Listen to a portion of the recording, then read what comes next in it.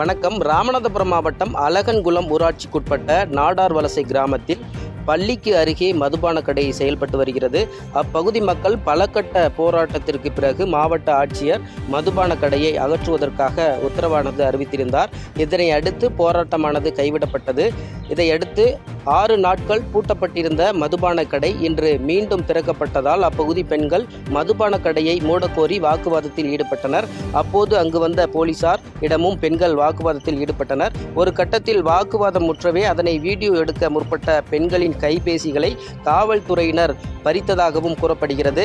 இதையடுத்து ஆத்திரமடைந்த அப்பகுதி மக்கள் எஸ்டிபிஐ கட்சியின் விமன் இந்தியா மூவ்மெண்ட் பெண்கள் மகளிர் குழு மற்றும் எஸ்டிபிஐ கட்சி நிர்வாகிகள் தலைமையில் தாலுகா அலுவலகம் முன்பு அமர்ந்து காத்திருப்பு போராட்டத்தில் ஈடுபட்டது மட்டுமல்லாமல் கண்டன கோஷங்களை எழுப்பி திமுக அரசுக்கு எதிராக கோஷங்களை எழுப்பியும் போராட்டத்தில் ஈடுபட்டனர். மேலும் மாவட்ட ஆட்சியரும் திமுக அரசும் எங்களுக்கு நம்பிக்கை துரோகம் செய்துவிட்டது என கோஷம் எழுப்பி ஆர்ப்பாட்டத்தில் ஈடுபட்டு வருகின்றனர். அரசு இதற்கு தீர்வு ஏற்படுத்தி தராவிட்டால் இந்த இடத்தை விட்டு அகல மாட்டோம் என தொடர்ந்து போராட்டத்தில் ஈடுபட்டு வரக்கூடிய ஒரு பரபரப்பான சூழல் நிலவி வருகிறது. பின்னர் போராட்டம் நடத்திய பெண்களோடு வட்டாட்சியர் சுவாமிநாதன் பேச்சுவார்த்தையில் ஈடுபட்டார். அப்போது 15 தினங்களில் மதுபான கடை மாற்று இடத்திற்கு மாற்றப்பட போவதாக உறுதியளித்தார். இதையடுத்து இதற்கு உடன்படாத பெண்கள் மீண்டும் போராட்டத்தை நாளை மதுபான கடை முன்பு போராட்டத்தை தொடர்வோம் என அங்கிருந்து கலைந்து சென்றனர். இங்கிருந்து ஒரு அடி கூட நாங்க நகரவே மாட்டோம். அங்கே அழகன்குளத்தில் உள்ள மதுக்கடை எப்போ மூடுறாங்களோ அது வரைக்கும் நாங்க இந்த இடத்த விட்டு ஒரு அடி நகர மாட்டோம்.